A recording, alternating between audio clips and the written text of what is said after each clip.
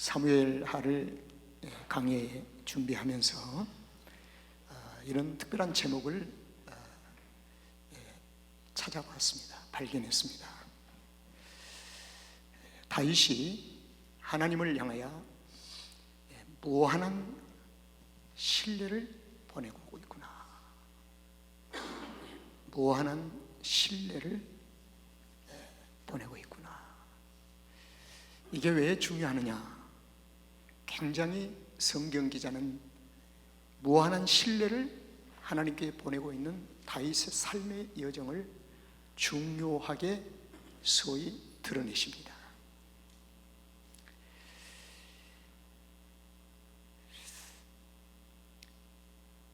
이 신뢰는 얼마나 신뢰를 받고 있느냐가 아닙니다.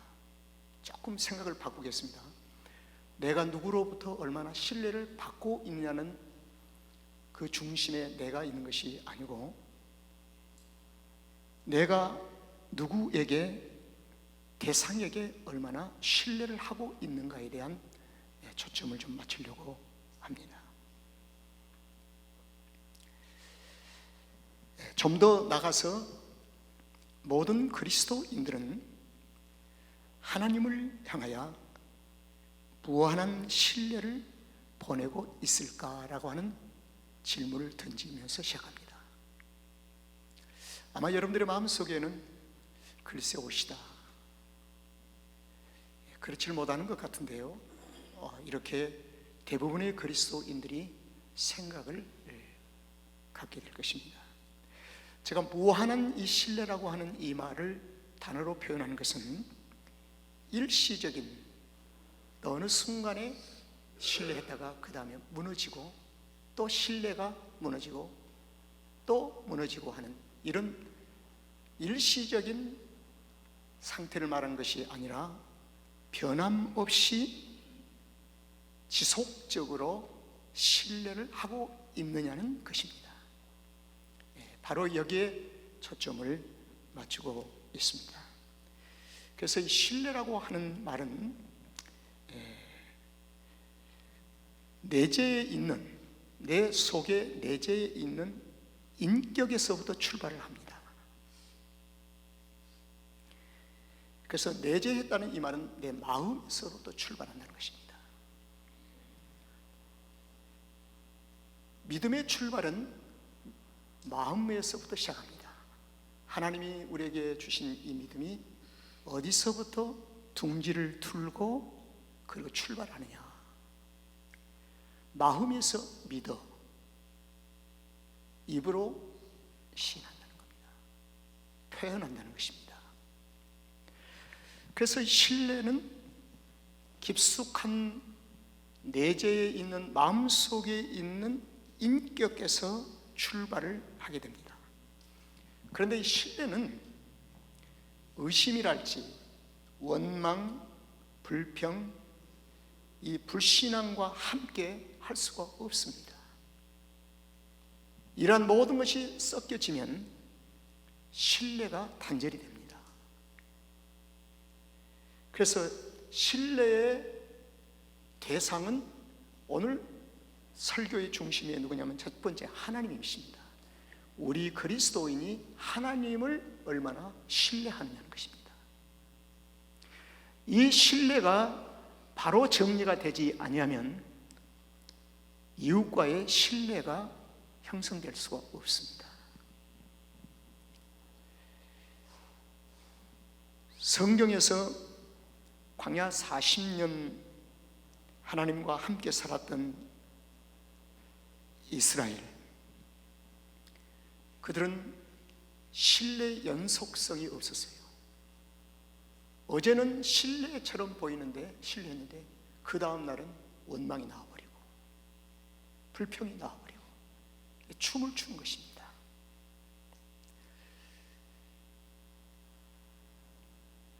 그리고 예수님의 제자들의 대부분이 무한한 신뢰를 하지 못했습니다. 그들 가운데에는, 대부분의 제자들 가운데에는 의심이 있었습니다. 그래서 신뢰가 깨져버리는 거예요.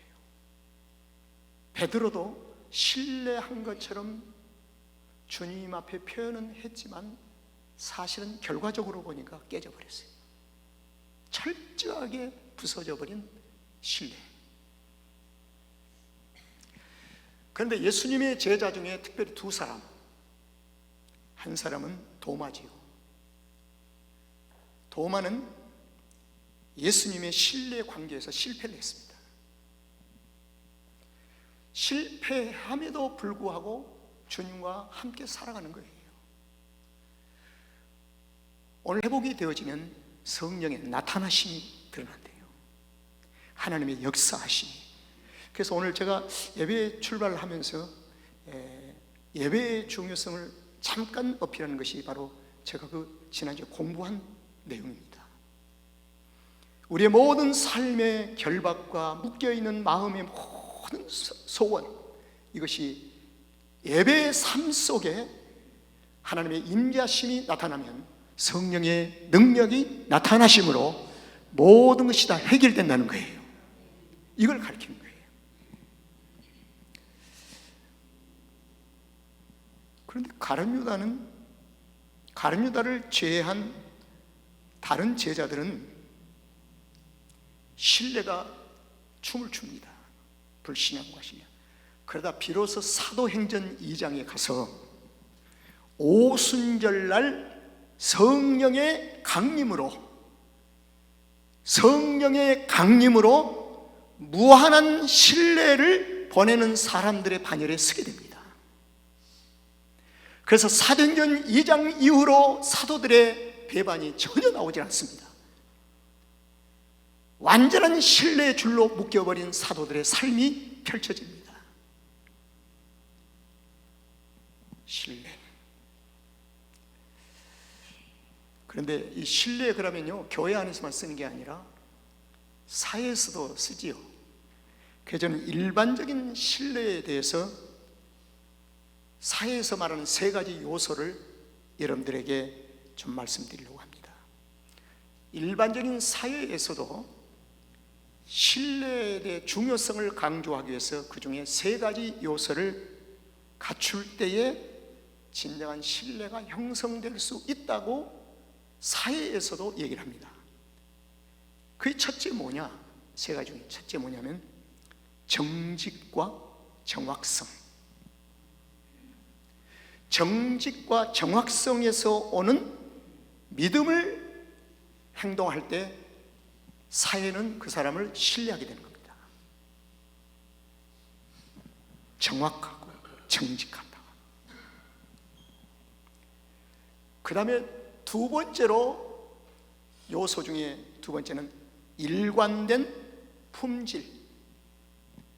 제가 토요새벽 기도에 얘기를 했는데요, 종종 마켓에 가서 어떤 분이 그런 얘기를 하더라고요.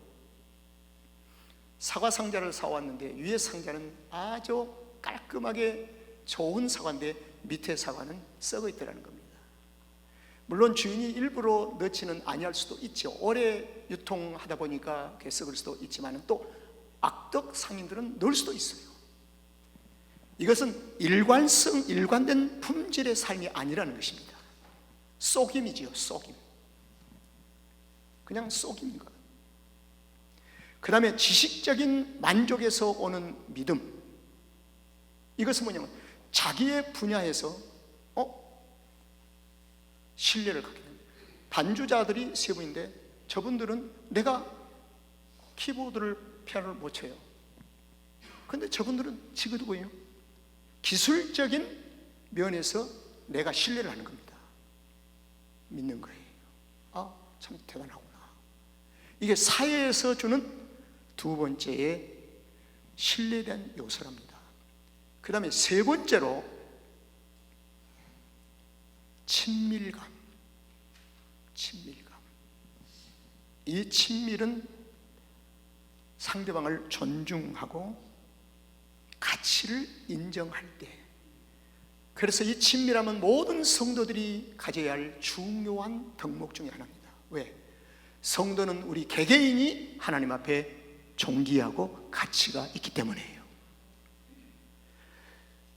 여러분들이 나를 존중하고 가치 있게 생각하는, 나는 여러분들을 존중하고 가치 있어. 왜? 우리는 하나님의 자녀이기 때문에요. 하나님의 백성이기 때문에.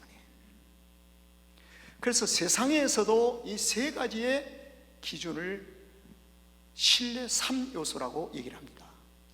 정직하고 정확성에서 풍겨지는 믿음을 보고 신뢰하는 겁니다.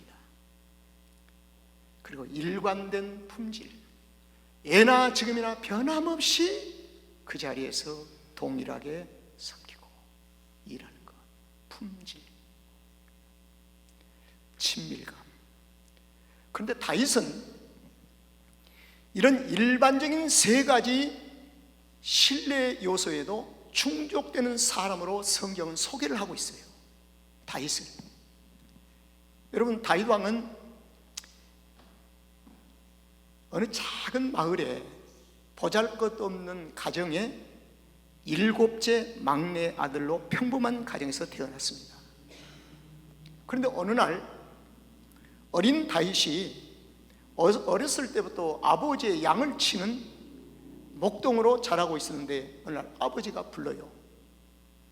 네 형이 지금 저 블레셋과 지금 싸움을 하고 있는데 아마 배고플 거야. 그러니까 도시락을 싸주면서 형에게 먹도록 전달해 주도록 아버지가 말째인 7째인 다윗을, 어린 다윗을 전쟁터로 보냅니다. 싸우러 보낸 것이 아니죠. 그래서 아버지의 신분으로 전쟁터에 갔다가 갑자기 자기 눈에 들어온 사건이 하나 있습니다. 하나님을 모독하고 있는 거대한 골리앗을, 블레셋 장군의 골리앗을 보고 참을 수가 없었습니다. 그래서 호주머니 속에 있는 병소에 양을 치는데 필요한 무기였던 물맷돌을 호주머니에 넣어서 그대로 던졌습니다. 그 순간에 골리앗은 정면에 급소에 맞고 뒤로 쓰러졌습니다.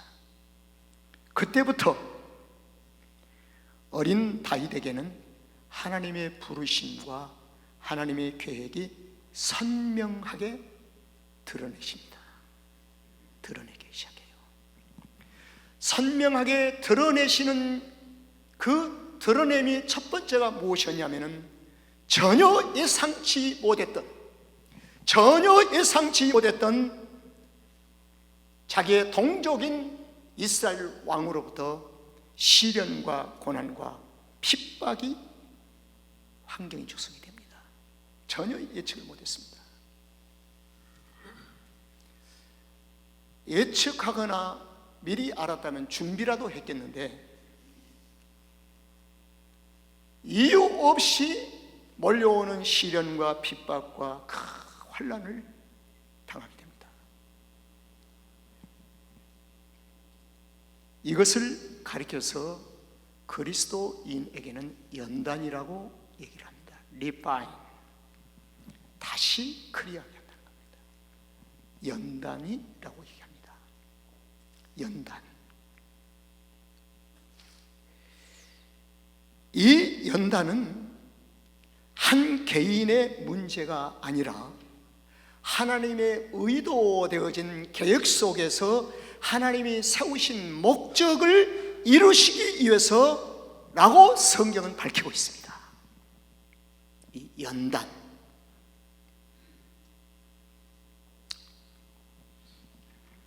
예를 하나 들어볼까요? 구약에서 욥이 당하는 고난을 우리는 연단이라고 얘기합니다. 연단. 하나님의 목적을 위하여. 바벨론의 포로로 끌려갔던 다니엘과 세 친구가 불못에 들어간 그 상황을 가리켜서 연단이라고 얘기를 합니다. 사사기에 400년 동안, 구약의 사사기 기간 동안에 이런 단어가 자주 나옵니다. 하나님을 영화롭게 하지 못할 때 하나님은 이스라엘을 이방인들의 손에 붙이셨다. 미디안에게 붙이셨다. 붙이셨다 이 말은 연단을 시켰다고 말입니다. 이방인 손에 붙이셨다. 신약 성경에서는 마태복음 5장에서 8복 중에 8번째 복이 있는데, 여기는 의를 위하여 핍박을 받는 자는 복이 있나니, 여기서 핍박받는 자는 연단을 받는 자라고 합니다. 연단을 받는 자. 하나님은 어린 다윗을 하나님의 계획 속에서 부르셔서 연단을 속에 데리고 가십니다. 연단. 왜 그랬었을까요? 목적이 있습니다. 하나님의 목적. 통일 왕국의 왕으로 세우시기 위하여. 통일을 왕국이라는 이 말은 하나님의 나라가 갈갈이 찢어지고 흩어졌는데 예수 그리스도가 이 땅에 오심으로 하나님의 나라를 회복하고 통일로 왕국을 시키기 위하여, 그 나라를 예표하시기 위하여. 그래서 다윗을 연단 속으로 데려가신 겁니다. 오늘 읽은 성경의 사무엘 하는 다윗 왕으로 첫 요절이 시작이 되어집니다. 그래서 제가 이 왕을 얘기하는 거예요. 성경 기자가 다윗이라고 하지 아니고 다윗 왕으로 기록을 하고 있다는 것입니다. 그리고 그 연단은 두 번째 목적은 오실 예수 그리스도를 미리 예표하고 준비케 하시기 위하여. 그러면 오실 메시아를 예표하고 하기 위해서 준비시키는데 다윗이 재수 없이 하나님 앞에 걸려들어서 재수 없다고 얘기할 수가 있을 것인가? 왜 하필이면 다윗이 거기에 불려갔는가? 여러분, 이것을 가리켜서 하나님의 섭리하심과 하나님의 특별히 예정하심과 하나님의 계획은 인간이 이 땅에서 아무리 두뇌를 동원시켜도 다 헤아릴 수가 없습니다. 하나님의 그 오묘한 계획, 하나님의 섭리하심.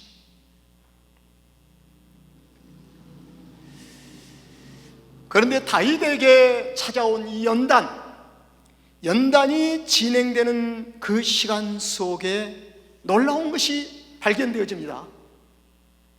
앞으로도 우리가 사무엘하를 계속 공부할 것이고, 지금까지 봐왔던 다윗의 삶의 여정을 보면은 그 연단 속에서 다윗의 삶 속에 차곡차곡 쌓여가는 것이 하나 있었으니, 그것이 바로 신뢰가 쌓여가고 있었다는 사실입니다.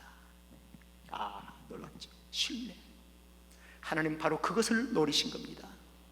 신뢰. 그래서 성도는요, 고난을 당하면 더 주님을 신뢰하고 주여! 하고 죽게 나가야 합니다. 고난과 환난과 시련이 오면 주여! 하면서 죽게 더 가까이 나가야 돼요. 그게 바로 하나님의 의도하신 분이요, 하나님을 전적으로 더 신뢰케 하기 위해서. 그래서 다윗은 장인인 사울의 핍박, 이거 우리가 그냥 무시하자고요. 그게 중요한 것이 아니라, 장인이 핍박을 했느니 또 아내가 핍박을 했느니 그게 중요한 것이 아니라, 하나님의 위대한 계획을 위해서 하나님의 의도적인 계획 속에서 연단의 환경을 조성하셨으니 하나님의 선하신 뜻을 이루어가고 계신다는 것입니다. 할렐루야. 기나긴 다윗의 생애 환경 속에 찾아온 연단의 끝은 어디였는가? 정상인 통일 왕국의 왕이 되었습니다. 정상에 도달한 다윗, 정상에 도달한 다윗은 하나님이 원하신 것이 무엇인가를 온전히 알면서 그는 하나님이 원하신 것을 다 충족시켰습니다. 성을 예루살렘으로 성을 옮기고,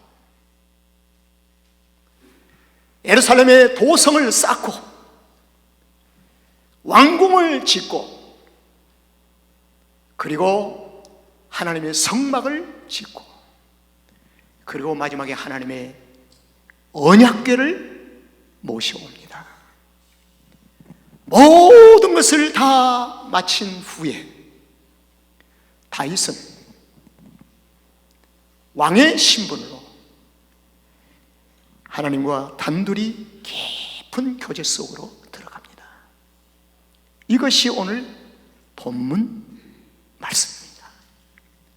그래서 오늘 본문의 이 말씀을 다윗의 기도라고 얘기를 합니다. 기도는 하나님과 깊은 교제 속에 들어가는 영적인 그리스도인의 삶의 행동입니다. 자, 7장 마지막 첫 요절을 보겠습니다. 우리 다 같이 한번 읽겠습니다. 시작. 다윗 왕이 여호와 앞에 들어가 앉아서 가로되 주 여호와여, 나는 누구 오며 내 집은 무엇이 간데 나로 이에 이르게 하셨나이까. 모든 것이 갖추어진 다윗 왕, 하나님 앞에 의무를 다한 다윗 왕, 이제 하나님과 깊은 교제 속으로 들어갑니다. 이 깊은 교제 속에서 다윗의 심령 속에 있는 하나님을 향한 무한한 신뢰를 막 품어내기를 시작합니다. 신뢰. 하나님은 얼마나 기뻐하셨을까? 이 다윗과의 교제 속에서 하나님은 얼마나 기뻐하셨을까를 한번 생각해 보았습니다. 18절 보니까 신뢰는 첫 출발의 상태에 대한 자세입니다. 자세. 성도의 자세.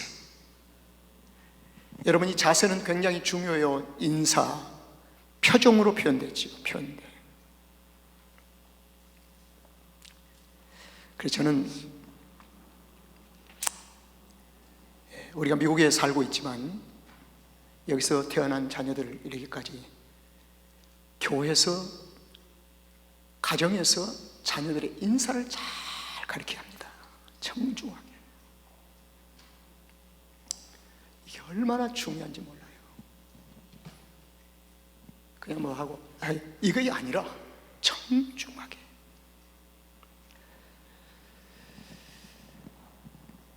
자세가 왜 중요하느냐? 다윗이 여호와의 전에 들어가 여호와 앞에 앉았습니다. 앉았어요. 여러분, 여호와 앞에 들어가 성막에 들어갔다는 이 말은 하나님의 임재 안에 들어갔다는 거 아닐까요? 임재 안에. 앉았다는 이 말은 배우고자 하는 자세를 가리킵니다. 왕이 왕의 보좌에 앉지 않냐고 앉았다는 것입니다. 통일 왕국의 왕. 여러분, 혹시 신홍규 목사가 여러분과 오랜 세월 동안 신앙생활을 함께 하면서 높은 자리에서 했던 인식이 있으면 용서해 주시기를 바랍니다. 정말 부끄럽습니다. 요즘은 그것이 얼마나 제게는 부끄러움으로 온지를 모르겠습니다. 몸둘 바를 모르겠습니다. 어떤 때는 그러한 영적인 이미지가 성도의 생각 속에 언제 지워질까를 생각하면서 저는 요즘 기도합니다. 그렇습니다. 다윗 왕이 여호와 앞에 들어가서 앉아서 첫 마디였습니다. 이 자세를 이렇게 한 첫 마디가 주 여호와여, 나는 누구입니까?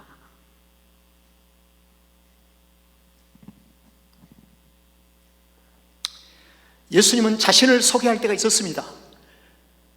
사도 바울이 다메섹을 걸으면서 거리에서 주님을 만나지 않습니까? 당신이 누굽니까? 나는 네가 핍박하는 예수라.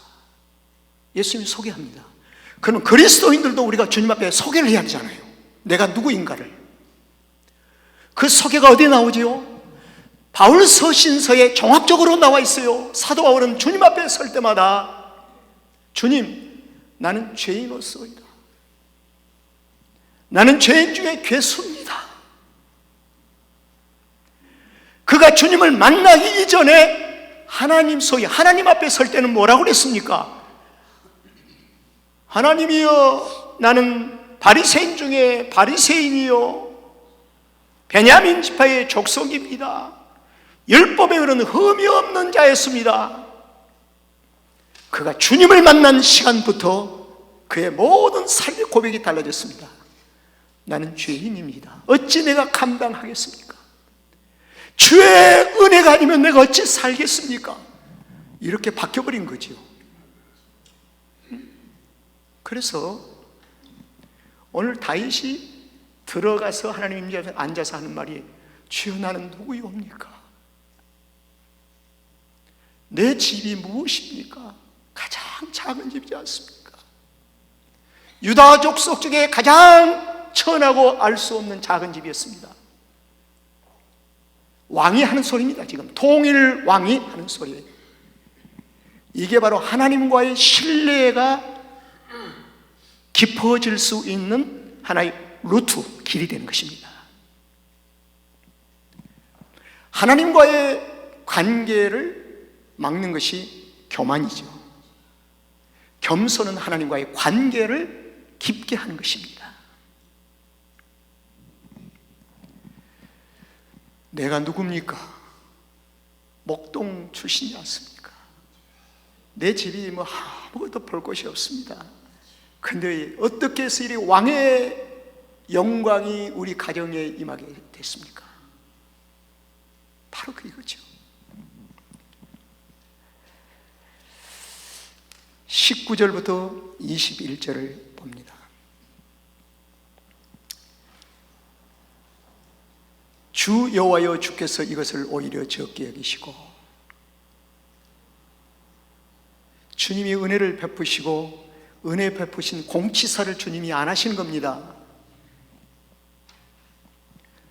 주님의 성품은 십자가에 죽으시고 우리를 위해서 온전히 희생하셨음에도 불구하고 우리를 앞에 공치사를 하지 않습니다.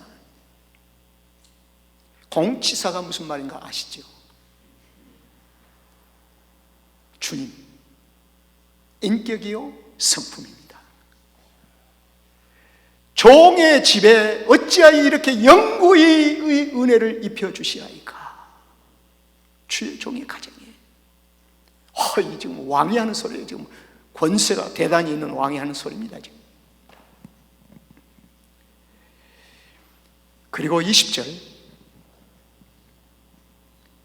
주 여호와는 종을 아시지 않습니까?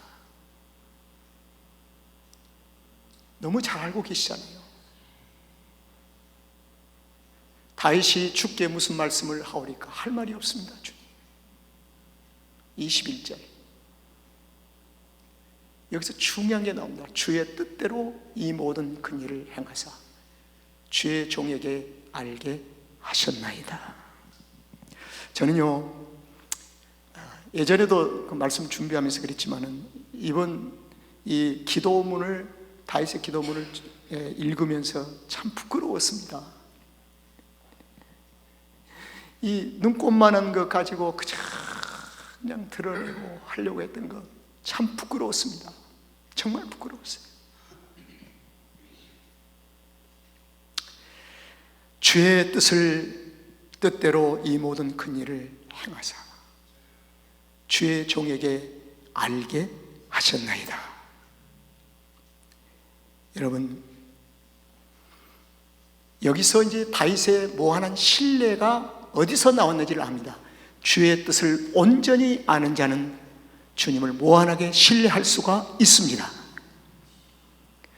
주의 뜻을 모르고 어정쩡 있으면 신뢰를 보낼 수가 없습니다. 마지막입니다. 22절. 이렇게 결론을 내리잖아요. 기도 전반부에 여호와 하나님이여 이름으로 주는 광대하시나니 하시니 이는 우리 귀로 들은 대로 주와 같은 이가 없고 주 외에는 뭐요? 참 신이 없습니다. 하나님만이 유일하게 나의 하나님이십니다.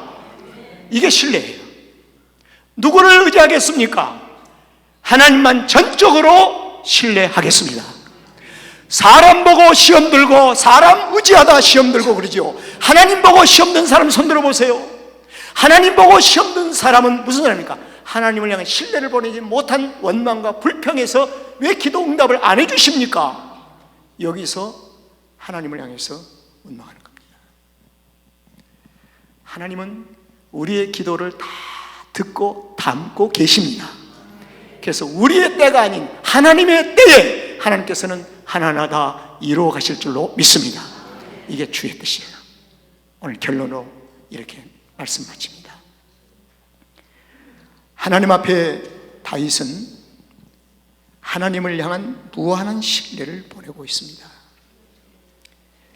한 가지 거룩한 고민을 나눠봅니다. 우리가 지금 하나님과 나 사이에 온전한 신뢰가 형성되어 있는지를 한번 들여다보고 싶습니다. 자, 그렇다고 한다면 지금 우리가 나의 신뢰의 수치가 얼마인지 성령의 보게 하심과 가르치심을 통해서 여러분의 수치를 여러분들이 계산하세요. A인지 B인지 C인지 D인지 아니면 F인지. 부끄럽습니다. 저는 수치를 해보았습니다. 근데 학점이 얼마 나왔을 것 같아요? 신원규 목사 학점이요. 아마 신원규 목사는 학점이 A라고 생각하시는 분 한번 손 들어보세요. B라고 생각하신 분? 그럼 뭐예요? F예요? 네? F예요? A라고 하면 이거 다시 이거 한번 손 들어보세요. A. 여러분 다 틀렸어요. 사실은요, A, B에 머무르면 그래도 하이클래스라는데 C로 내려가면은 도마처럼 들쭉날쭉 신뢰했다가 원망하고, 신뢰했다가 원망하고, 불신하고 신뢰했다가, 바로 저는 C였습니다. 부끄럽지만 얘기하는 거예요. 그래서 하나님, 지금 A는 원하지 않는데 B라도 올라가게 해주십시오. 그런데 주님이 하신 말씀, 네가 B로 올라올 수 있니? 올라갈 수 있지요. 그랬더니 못 올라온다. 왜요? 그랬더니 성령의 도우심이 없이는 올라올 수가 없다. 성령의 감동하심과 도우심이 하나님의 임재하심 속에 들어갈 때만이 성령께서 나를 B에서 A로 이끌어 주실 줄로 믿습니다. 여러분, 하나님의 임재하심 속에서 신뢰의 관계가 완전히 회복만 된다면은, 들쭉날쭉만 안 한다면은 모든 것이 소위 여러분들이 듣기 좋아하는 만사 형통케 됩니다. 그게 안 되는 이유가 어디 있을까요? 들쭉날쭉하니까. 들쭉날쭉하니까. 따라합시다. 신뢰는 성령의 능력이 나타나는 모짜리다. 모짜리 아시죠? 모짜리. 신뢰는 성령의 능력이 나타날 수 있는 모짜리다. 신뢰가 없이는 성령의 능력이 안 나타나는 것입니다. 우리 조음할게 온 교회 성도들 모짜리 잘 만드시기를 주의 이름으로 축원합니다. 기도하겠습니다.